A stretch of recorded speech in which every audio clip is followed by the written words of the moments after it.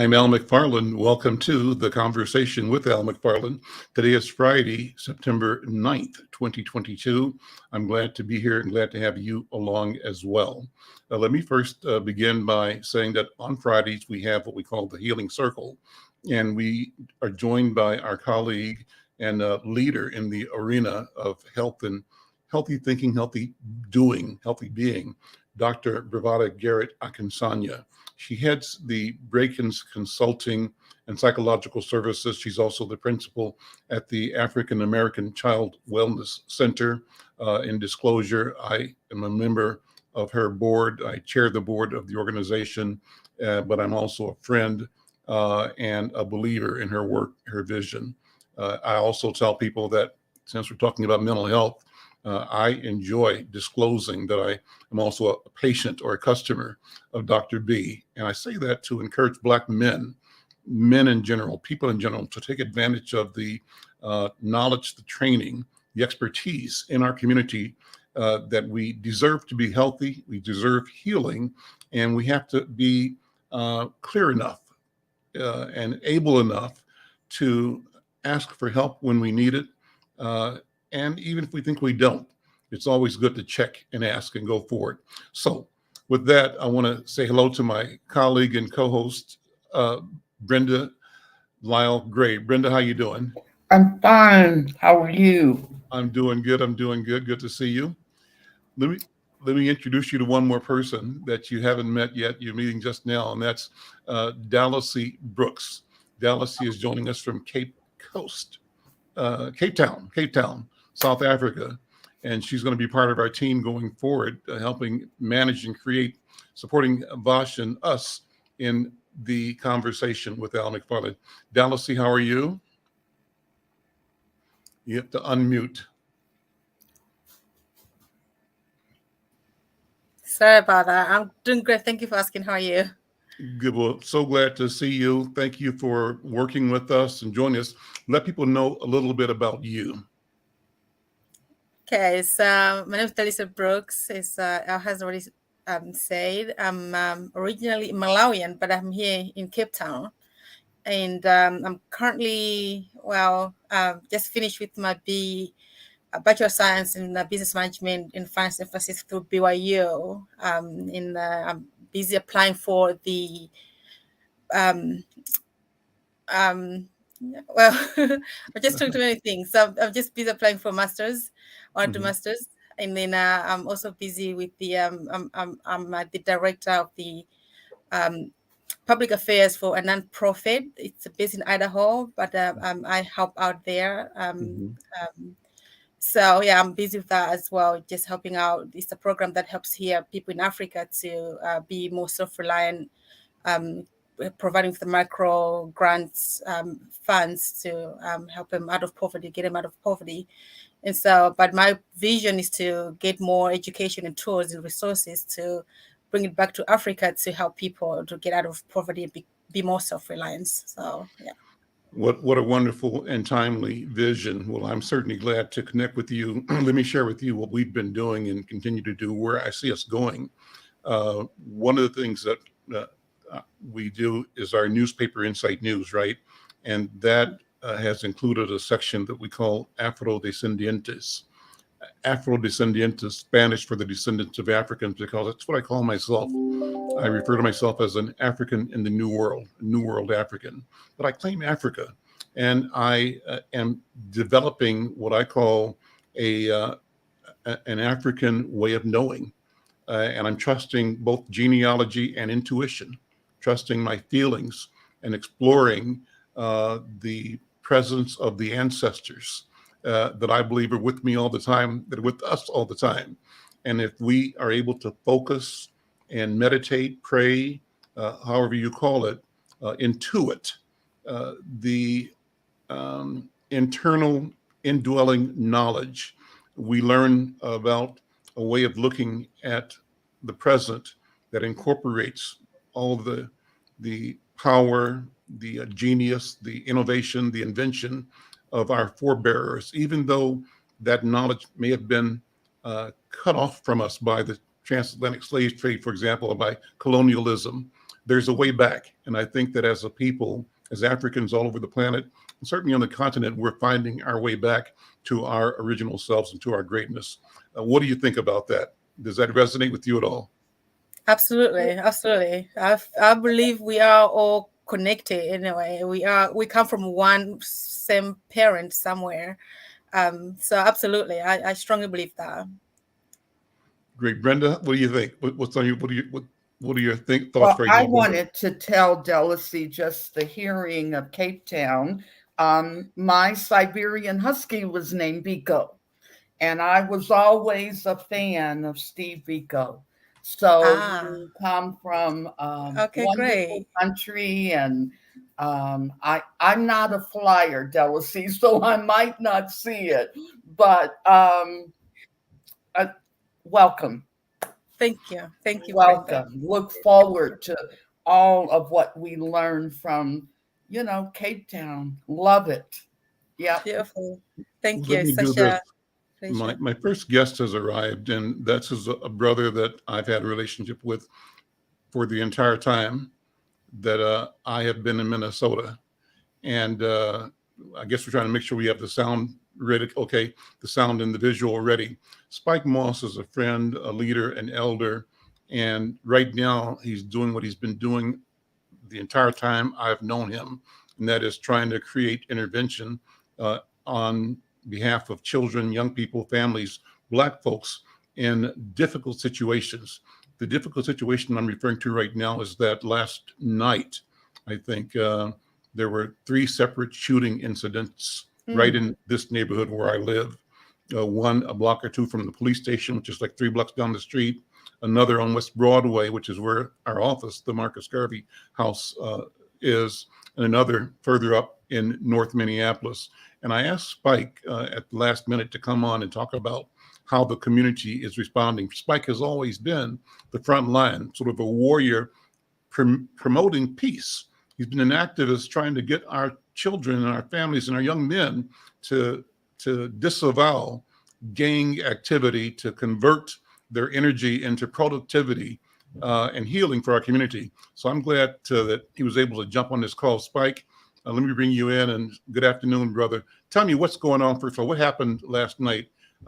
Horrific as I'm reading it and hearing it. What went on? Well, as usual, it's the same old thing up on Broadway. We have 3 hot spots, where the drugstore is, the gas station across the street, and then the liquor store and gas station the other direction. We have had open drug markets there without people in our community even standing up. I don't expect a mother or father to deal with gangbang stuff. I just expect him to at least go get your kid. If each one goes and gets their kid, you minimize and begin to bring it down. But as you sell the drugs there's going to be disgruntled customers, and there's going to be other members trying to move into your area to get that money, and then you're going to have gunfire. So what did happen? What happened on Plymouth Avenue, and what happened on West Broadway? Well, a shootout as usual, just like you saw on the news the night before, where all them people were shot. We're shooting downtown, we're shooting in the clubs, we're fighting and shooting at the fair, we're shooting at the funerals, we're shooting at the graveyard, but our people have not come together. So what I saw today at 10 o'clock this morning was Black people come from North Side, St. Paul in numbers and shut the gas station down, go across the street, shut the liquor store down, nothing going in, and everybody got to leave the lot. The community is going to have to do more of that to bring this down, because you know yourself, Al, if cancer's a side of rice, you got to cut it out then. If you leave it alone, it takes over. And unfortunately for us, when it was building back up after I did those national gang summits across the country, it was Ryback and Don Samuels who said there is to be no money for those patrols, and they weren't there. And this thing has built all this time to where it's at because of the decision they made and the words they told the foundations. And so the young men who are willing to go out and disarm this and bring it down was never allowed. And now it's full-fledged. Along with, it's not even just gang wars. They shoot about whatever they want now. They shoot wherever they want now. It doesn't matter if it's a member, a man, a woman, a child, a baby. They just shoot. We got so much mental illness, and we got so many people addicted with guns in our community now. It's like total madness. When I spoke to all the preachers at Bishop Howe's church earlier this Bring year. your camera around a little bit, Spike. There, yeah, there we go. Yeah. Yeah. When I told him at that church that this is a spiritual war, the devil's moving across America from the East Coast to the West Coast, and if we ain't ready, the devilment's going to take over. I also said years ago, and you know this, Al, I said when Chicago people move to Minnesota and you haven't determined how they're going to live here, they're going to determine how you live here. All the above is happening to us, as well as the community is flooded with more guns, more war guns, and more bullets than an army at war. And now you got armor-piercing bullets. So I'm just saying, and then you got the magazines that can go more than 40 rounds. I was in a meeting with the past chief over in St. Paul that just retired. Mm-hmm. They went to a home. Bring there your was camera 100. back around. Bring your camera back around. There Is we that go. it? Yeah, a little bit more. Perfect. Right there? Yeah. Yep. That's All it. right. Yeah. I was talking to this chief in my house. He said he went to a home. There was 174 rounds on the ground that had been fired. He went inside and found another 100 and something. So it tells you the size of the magazine they're using and the type of gun they're using. So this is the first step. And it was Reverend McAfee who called me early this morning, and he asked me to meet him at 10 o'clock. And we went to that gas station where the last three just got shot. And we just shut it down, gas, everything, and ran them off. Of course, they were violent and talking crazy and what they're going to do if we don't leave them alone. But we stayed there till we shut it down. Then we went across the street to the liquor store and shut them down. But they're going to have to do more of that to take back the community on both sides of the river, because you're losing your community. You're going to have to do it. Tyrone Terrell was on with us a couple of days ago, Spike, and said the same thing you're saying, but giving examples of how pervasive this problem of violence and guns is. And one of the things he said that was really discouraging and frightening at the same time is even the fact that in some schools, teachers will report that a third grader will say to the teacher, "Don't make me go home and get it." And the threat is not a veiled threat, it's a plain threat. The child is saying, "Don't make me go home and get my gun." And go ahead. I went to City View Elementary School. A young man had moved here from Little Rock, Arkansas, organized the Bloods in that grade school to the point where he had them all show the school in their black and red one day, and then show their power by beating up the patrols and stuff at the corners.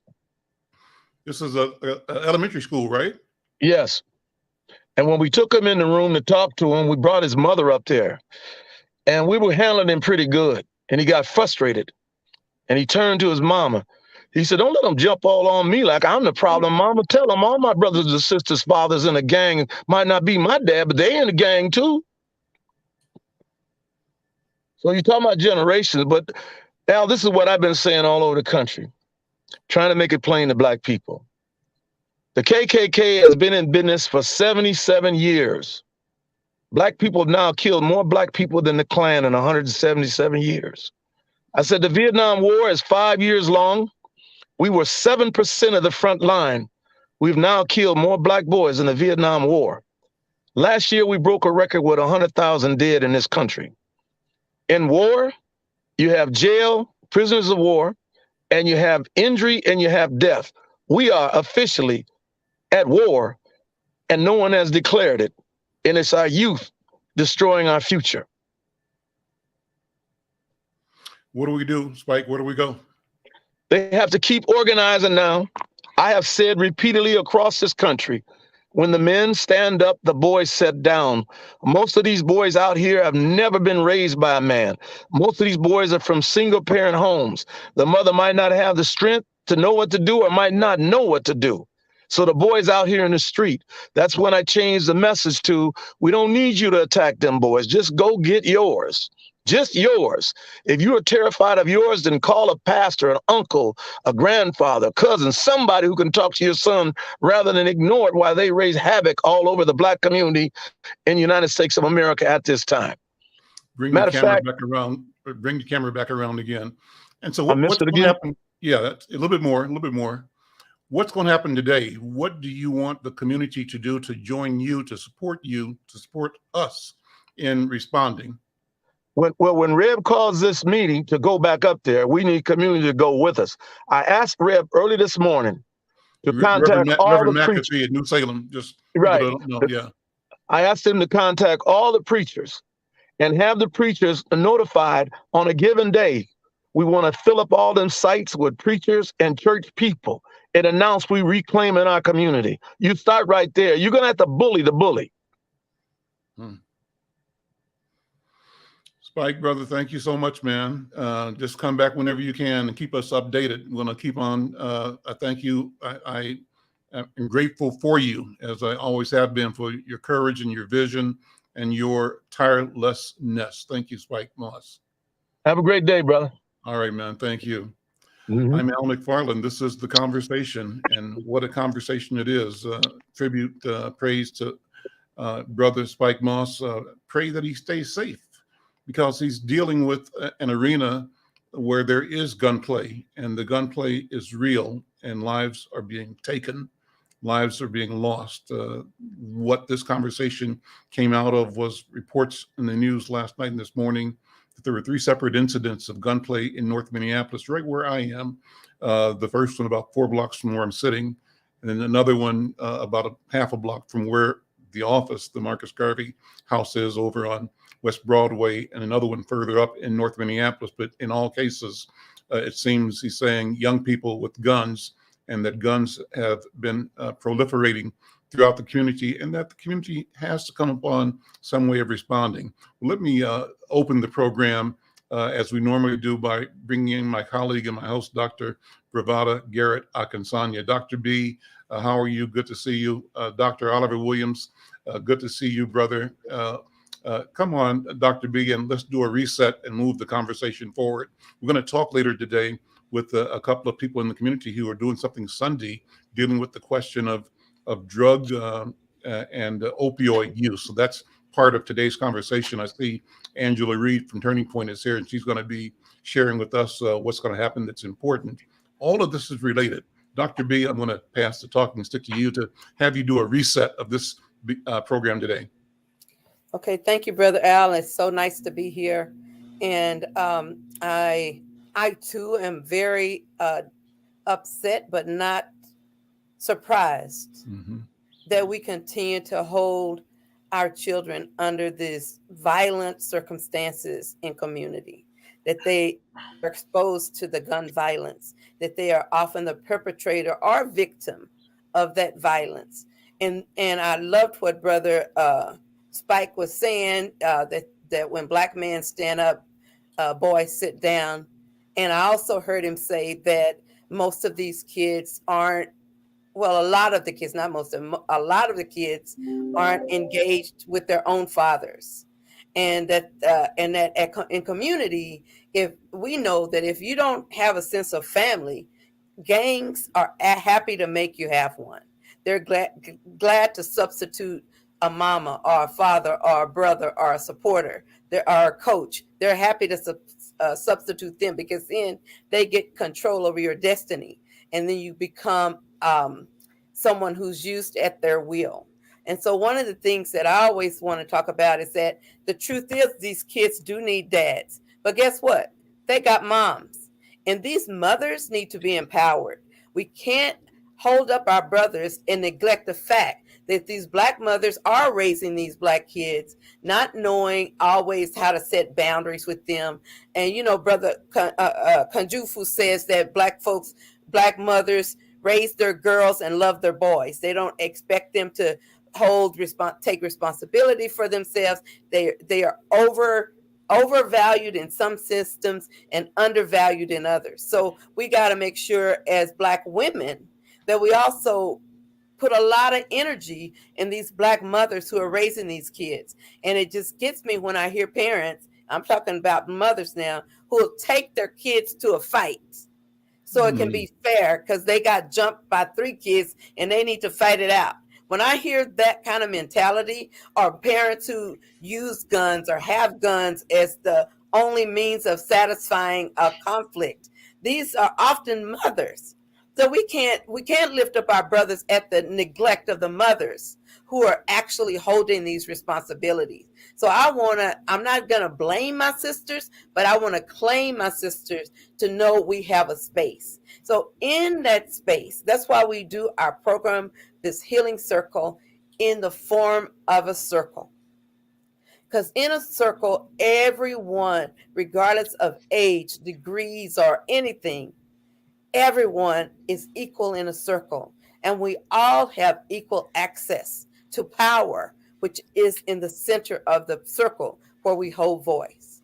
We use a virtual talking stick because African people, our African culture, is one that comes from organization, respect, and the larger respect, not just for yourself, but it comes toward your elders. And we respect our elders because they are closest to our ancestors. We respect and honor our ancestors because they're closest to our Creator God. So in this circle, we hold the spiritual hope, the spiritual life, the life-giving power, shared power as community members. And in our ritual every week, the elder of the group, whoever they may be, they give us permission to speak by asking us to take the stick. But we also take that stick knowing that with voice comes responsibility to speak the truth and not cower from it. So with that in mind, I'm going to pass the stick to my brother Oliver, who just got here, just so he can share what he knows so much about domestic violence and violence in our community. So brother, here's the talking stick for you. Thank you, Dr. B. As I was listening to Spike talk, realized that there's some of us that grew up in those environments. And it wasn't just kids that are presently dealing with the circumstance. And I remember my mom took me out of the grade school that I was going to the day that I brought a knife to school. And I brought a knife to school when I was in, I think, the 3rd or 4th grade. And it wasn't a question of if there was going to be a fight. There was a question about when there was going to be a fight. And it wasn't a question that somebody was going to be affected. The question was, were you going to be pulled into it? So I just decided to bring a knife to school because I wanted to even up the odds, to make my situation, more favorable to me. So I got caught with the knife, and my mother came up to the school. She says, "Why did you bring a knife to school?" I said, "Because I wanted to feel safe. And I didn't feel as though I had that many people on my side. So if I had to take care of myself, I had to take care of myself." And there was a study that we did a few years ago with kids on the north side, and we were asking them about violence, and we interviewed younger kids and older kids, and boys and girls.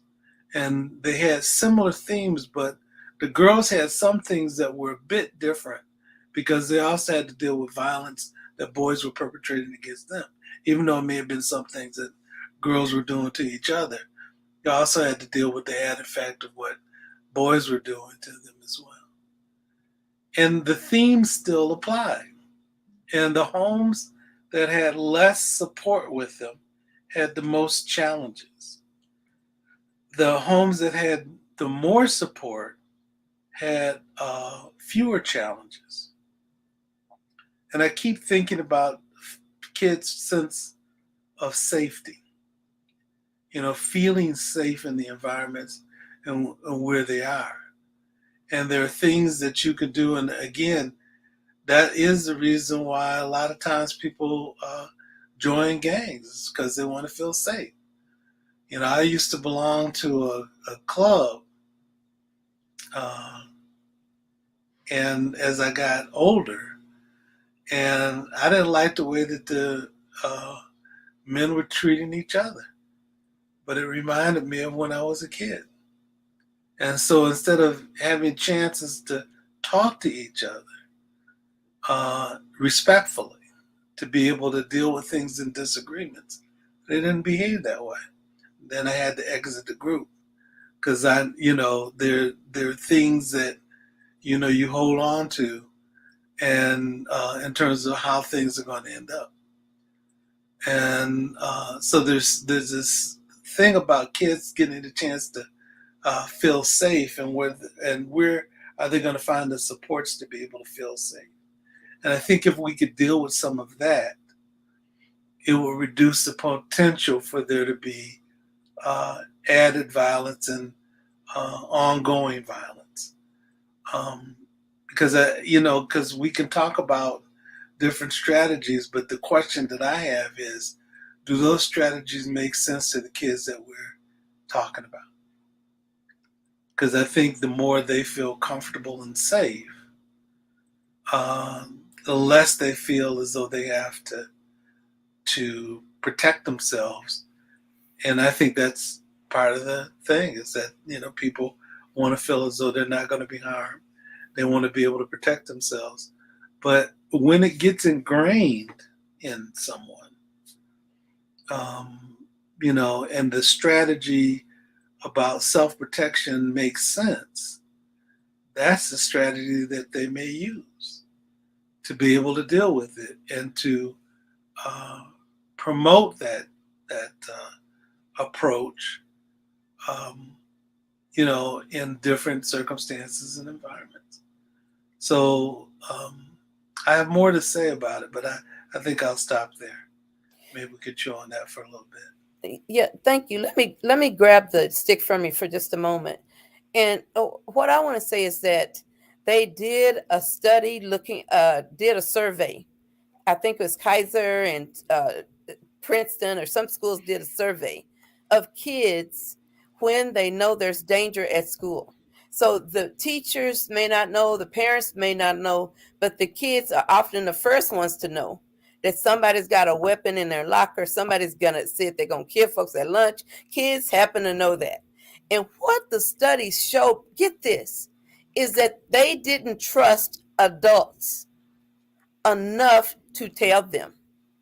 They didn't trust the adults at the school because all the teachers kept saying to them is, just ignore him. Just ignore that person. And here you are, a third grader. How are you going to ignore them? You're at lunch with them, in bathroom breaks in the hall with them, waiting to get on the bus with them. How are you going to ignore that? And so teachers and parents had inadequate support advice for kids to make them feel safe. They didn't intervene. They didn't step up and say, honey, it's not for you to fight this battle. Let me talk to Jimmy's mama. Let us get together, because this is going to have to change. Then we're going to talk to y'all together. So some of this is really eroded, and kids don't trust us. They don't know how to use adults, because the use of adults is not always the best option for them. So I'm going to pass the stick to who needs to stick? Sister, is it Dale C? Is that you, sweetie? Yes, that's me. Okay, here's the talking stick.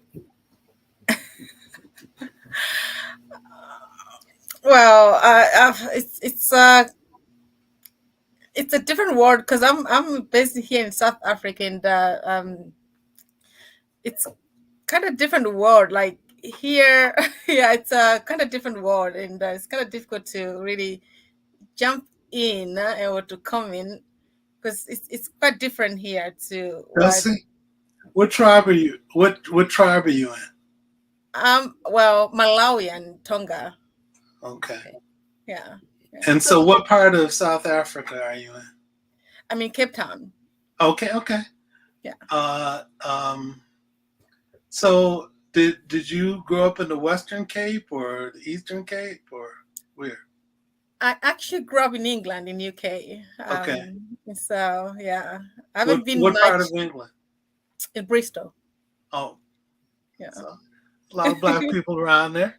Mhm. Yeah. Yeah, From but Jamaica. the thing I think about is the tribe that you're in influences how you think, and the customs that you grow up with, and the values that you have. And I understand that I have friends in the UK and friends in South Africa. I have a close friend, Elizabeth Horn Peterson. She's got the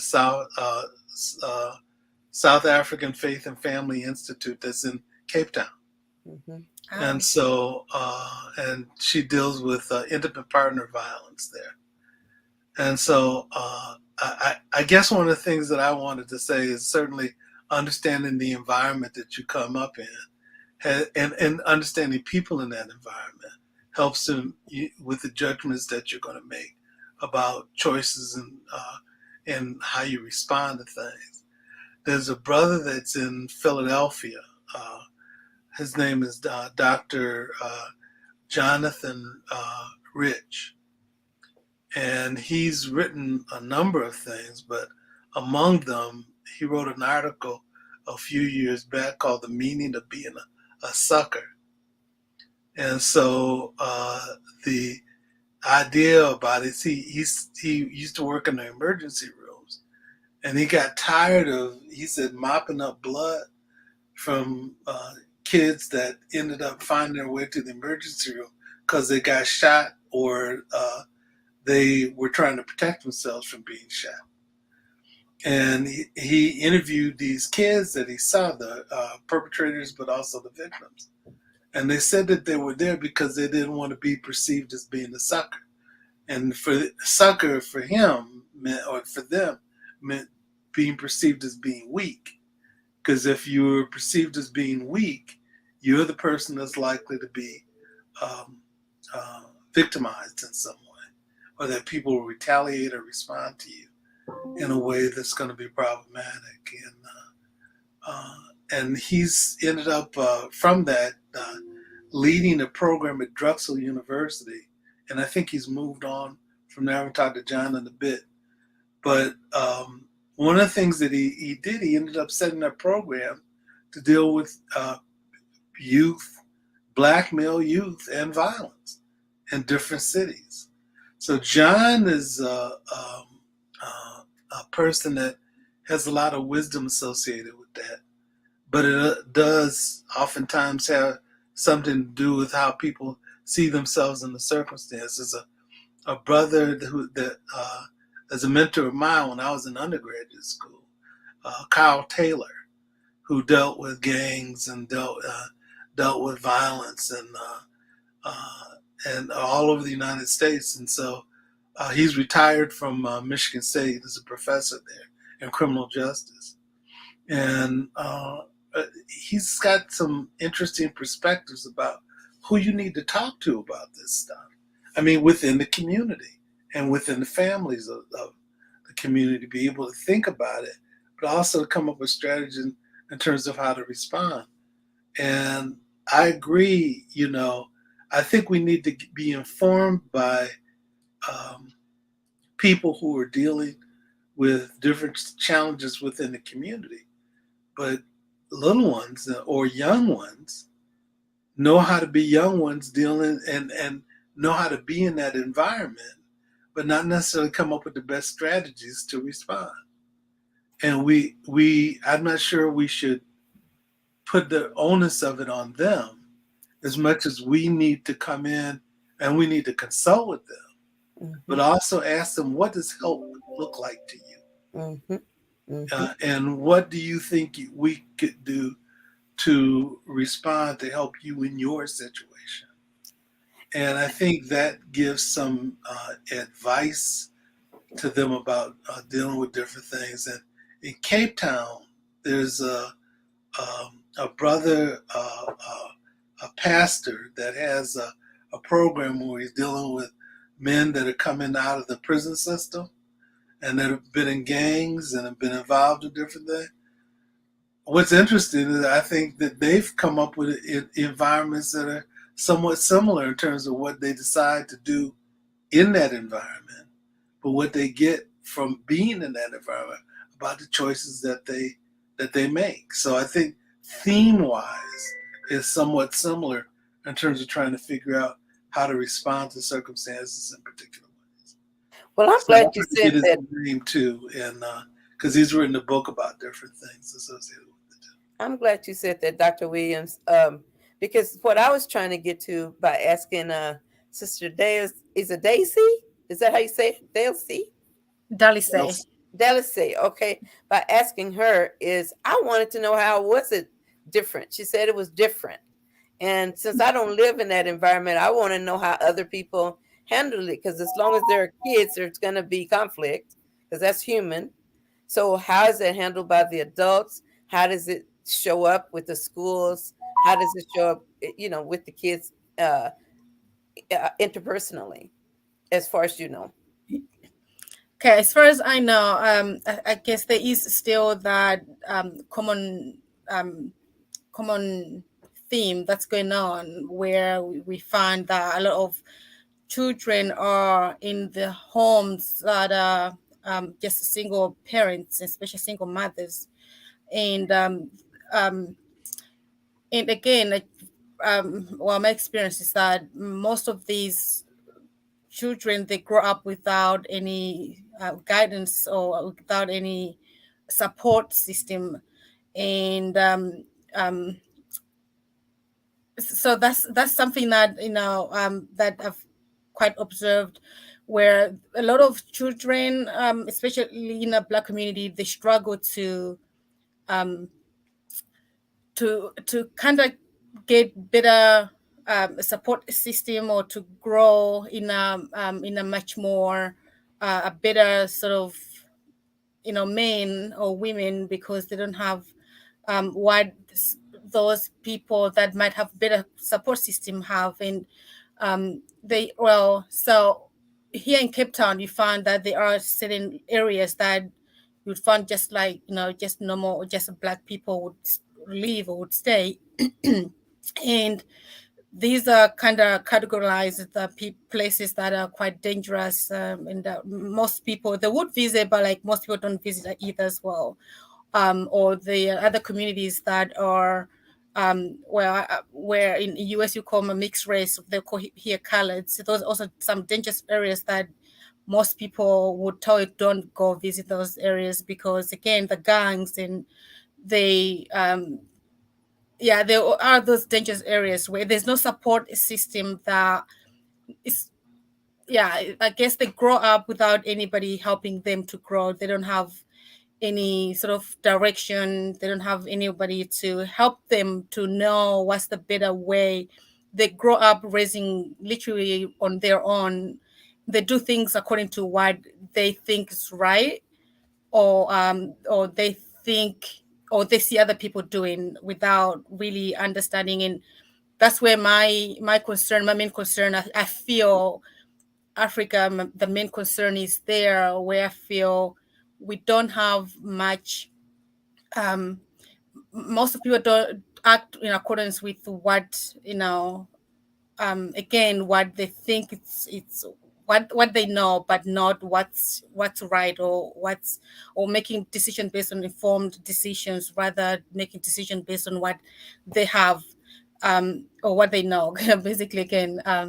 So I think it's kind of, I would say, it's the same theme that's going on, but here in Africa, I just feel lack of knowledge and skills and the education it plays a vital role, because most of people don't know how to do things, or how to make the right decisions, or where to get the right information.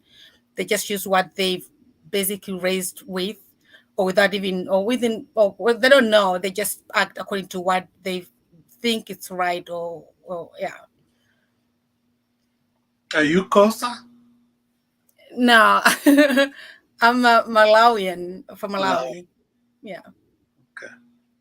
Let me jump in and I'll take the talking stick from Dallas. I didn't have a chance to tell you, Dr. B and Dr. Williams, that she's joining our team and is going to be helping coordinate these programs and the social media around the program. And we're grateful for her interest, and we are excited about the potential. Having her on board is consistent with our vision of creating relationships that are global and local at the same time, to be both places, both here and all of us being where we are, but being together wherever we are. So I'm excited about creating a working relationship with Dallasy to support this program, the conversation, and to build out our social media, supporting and working with our friend and leader in this arena, Brother Vash Body. So, Dallasy, we didn't tell you we were going to throw you in the middle of the program. So thank you for stepping up and sharing the way that you have. But let me turn a twist. I want to bring in Angela Reed, first of all. Angela is here because she's going to talk about an event coming up Sunday. It's kind of on point. The question is addiction. There's an addiction crisis in our community.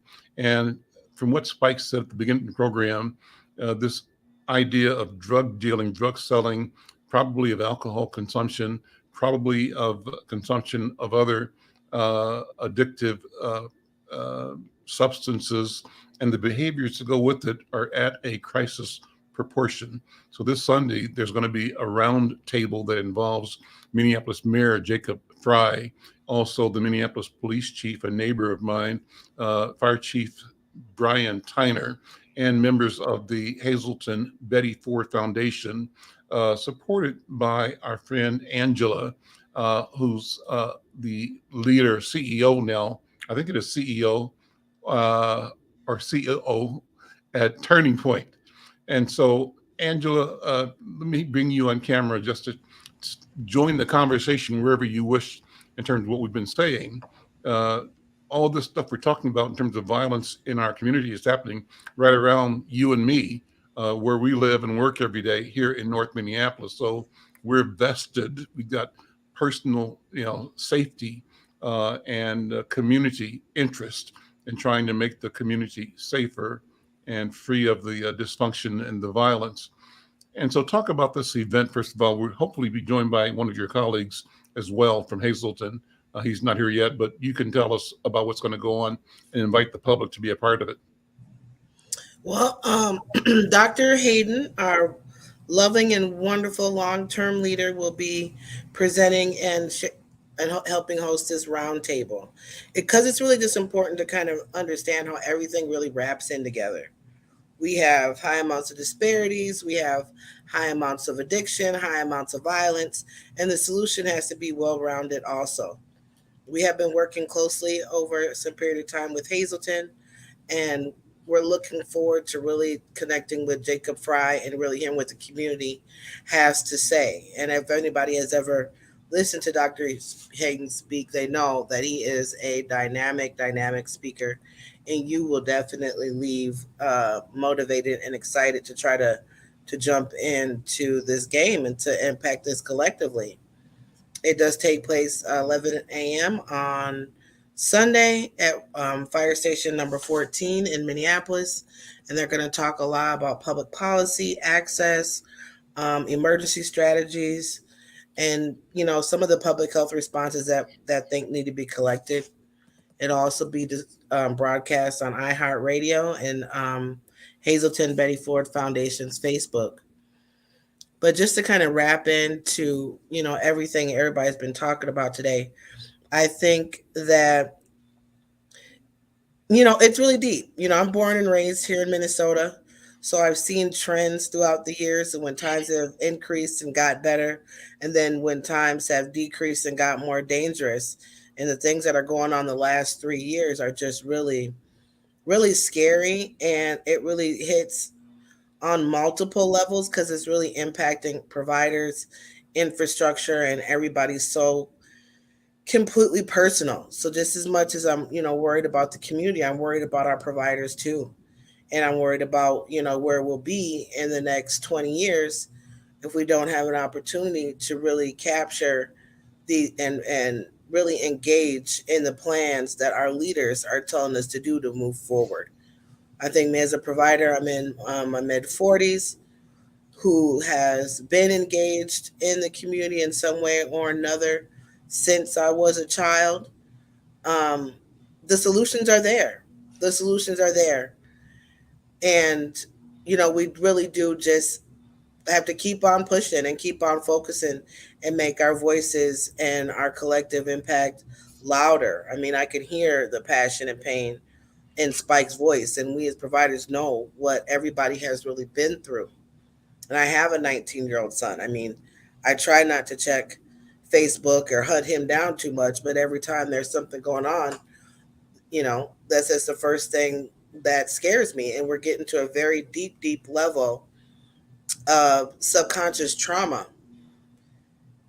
And so the process we take to get out of it has to be multi-sector, multi-level, 5 to 10 years, and wrap in everything that we do, because we're at such a high level of danger, because these opioids are, I call it a beast of another color.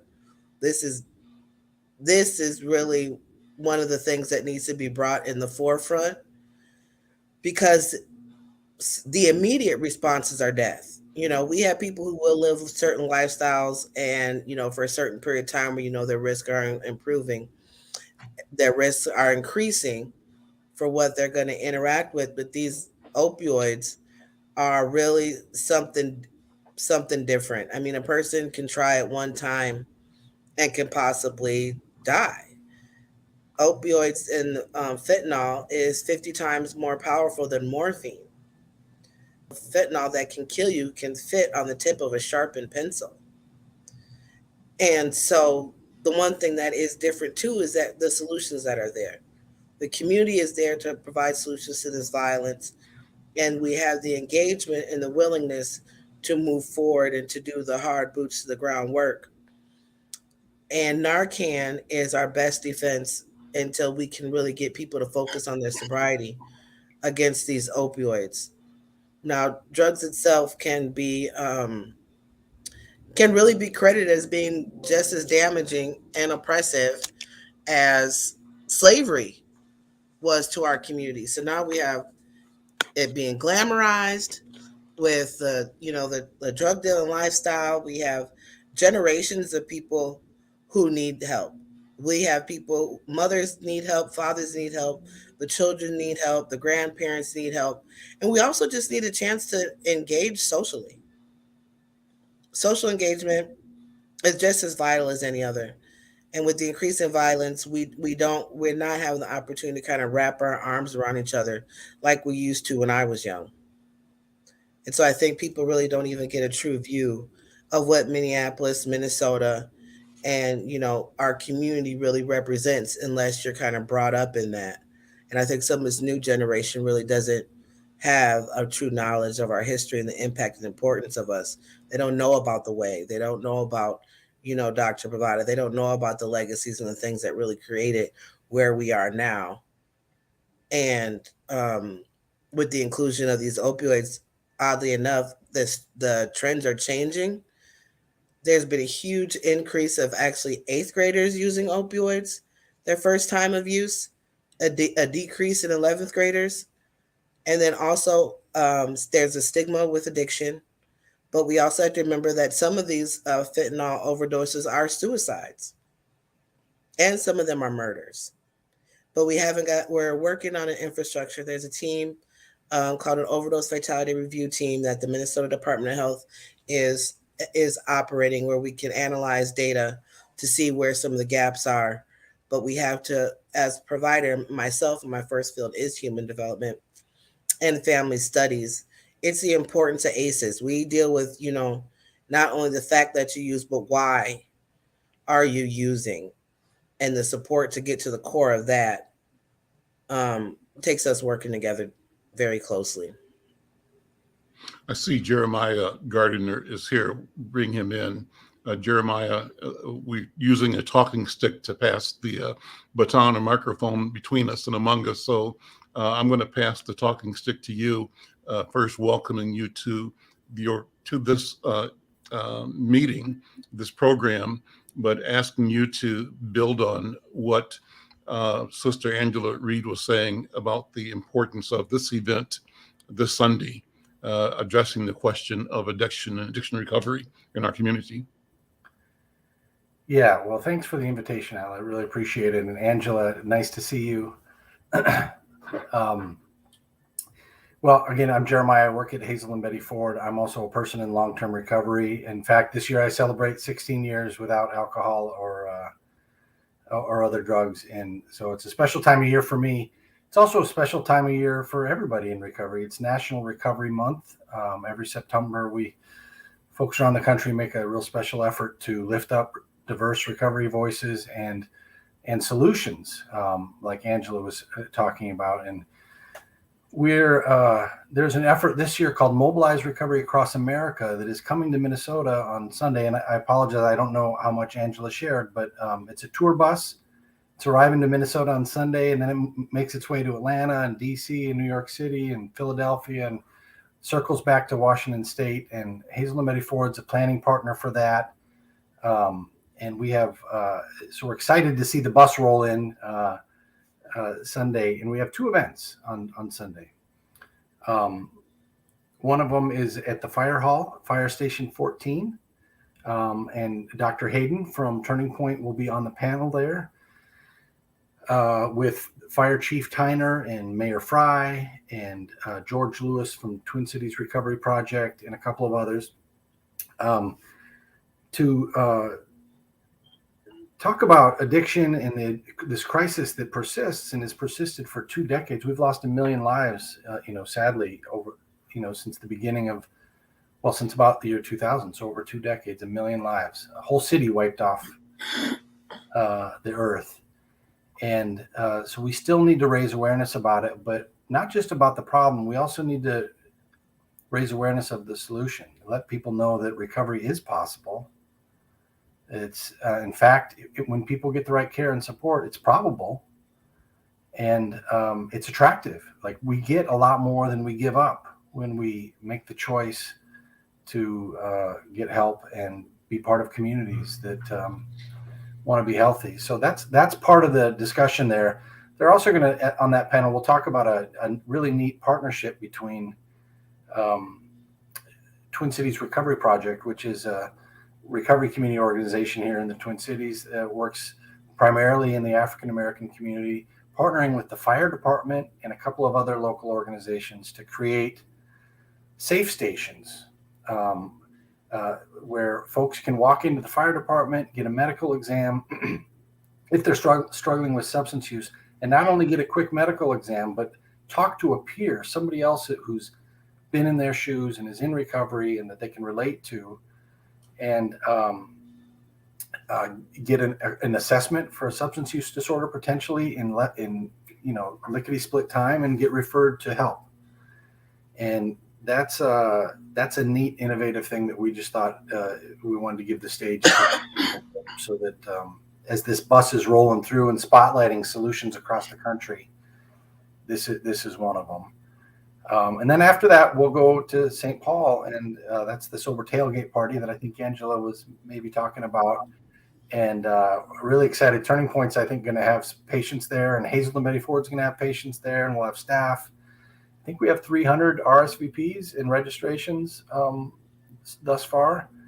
And we just picked a tailgate party as a theme because it's the opening day of the football season. The Packers are in town against the Vikings, and we'll have a couple of big TVs in the parking lot. So there's sort of a football vibe, burgers, brats. Everybody's welcome. It's free.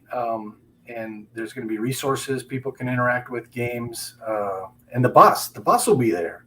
And they're gathering signatures from people all across the country. So I can't wait to find my spot on the bus and sign my name and add it to the thousands of people around the country that are,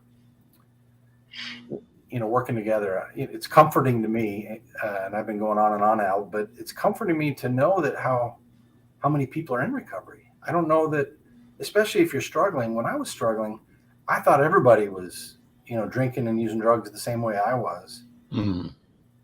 Only in recovery did I really, discover how many people, don't. And still to this day, 16 years in for me, it really means a lot to know others and to have that sort of community and know the community goes beyond me, that it's bigger than me. And, the last thing I'll say, Al, and again, thanks again for the opportunity, is sure. I lost my mom to overdose in 2015, opioids. And so I kind of come at it from both angles. I know the amazing things that can happen in recovery. I also know how tragic it is when people don't get the care that they need. And so that's what makes it so important to be able to gather and talk about solutions, but also and lift up the possibilities, but also remind people that we've got just incredible addiction and mental health problems in our communities. We've got incredible disparities in our communities of color that we need to address in terms of access to care, and a whole host of other issues. And so this is a weekend we're going to be able to look at all that. Jeremiah and Angela, I have a question for both of you. So I know that there's an event that's taking place at the firehouse in Minneapolis. Fire Station 14 on Lowry. That's what I wanted. What's the address? It's I will say that's not a public event. If you wanted to go, I would get you on the list, but I will tell you the address is, and the only reason is because it's a small space. Okay. But the address for that is 2002 Lowry Avenue North. Okay. And what time does that start? That's at 11 a.m. tomorrow. And then that's Tomorrow, tomorrow, not Sunday. I'm sorry, it's Sunday. Thank you for catching Sure. that. And for the one that's on Sunday in St. Paul, what time does that start? Is it 1:00? From 1 to 3. Yep. So 1 the to 3. fire hall is 11 to 12, and then the tailgate at St. Paul 1 to 3. Okay. And what's the address for that? The address thank you for asking. The address for that one is 680 Stewart Avenue. 680 Stewart Avenue, and that's outdoors, so any and all welcome. We'll welcome the problem if we've got too big a crowd. Okay. We're almost out of time, but I see my friend Dr. Vincent Hayden is here in the background, and Dr. Hayden, if you can come in and just give us a word or two. Looking forward to whatever comments you might have. Yeah, thanks, Al. Appreciate it. Thanks, all my friends. I'm like the preacher. I don't want to start saying names because then I'll miss someone. But thank you for having me on. Quickly, Hazel and Betty Ford and Turning Point are really cementing a relationship. And Jeremiah has been really strong in working on what's going on. So many African Americans are dying from overdoses and things of this nature. And I see you have Angela on, so she knows what's happening. But the real deal is that it's time to get started, stop talking about it, and start doing something about it. And I appreciate you, Al. I haven't been able to be on the show lately, but it's still some issues. I've got some things that's coming up. Turning Point has with regards to working with boots on the ground and these kind of organizations. But what I want y'all to do is push. We don't have any room at 1500 Golden Valley Road for the need of our community. So I'm starting to push, where do we get more space and those kinds of things? It is atrocious that when I drive down Lindale and Broadway and I see people just shooting up, and there's nothing I can do about it, because where do I take them if they're willing to go to treatment or change their lives? So I thank you for giving me the opportunity to say a few things, but we're working hard. And these shootings last night is just, it should do something to your heart with our young people dying. Thank you, Dr. Hayden. Let me ask you to close, Dr. B. I'm going to challenge you here a little bit. Challenge all of us with, and we're going to go a few minutes over time, Vash, but challenge you to sort of align some things in the universe. This morning, I was on a program at 6:30 talking about the death of Queen Elizabeth and how the world is reacting, number one, but also how Black Twitter is reacting, because Black people are, in the Twitter world anyway, taking a different point of view on whether and how we should observe the passing of this monarch. And I think that the conversation has less to do with the human being, but more to do with the institution, what the monarchy represent, and what they represent in the context of the history of African people, since we are Africans, really in people of color throughout the world, the native people in this hemisphere, the people that were brought here like us through the transatlantic slave trade, and also people that experienced murder, theft, subjugation, colonialism, imperialism throughout Africa and Asia.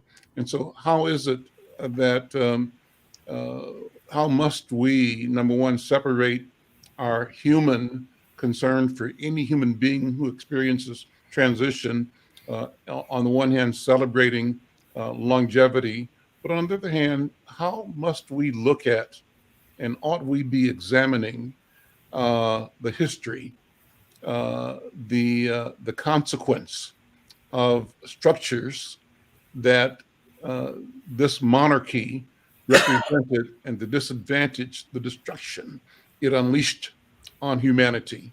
And the question is, how does that relate to Dr. Hayden, our children shooting each other in North Minneapolis? Is there a connection? Are these two totally separate things? I think they're all connected. Dr. B, what do you think? I would like to say, I'm sorry, my husband's phone is in the room. Hope it stops soon.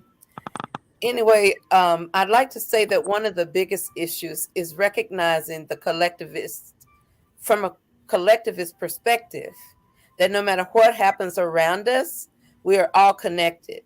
And I understand, as the Queen died, I was sad she died. She was a very, seemed a very sweet, well-dressed old lady who seemed to have a big heart.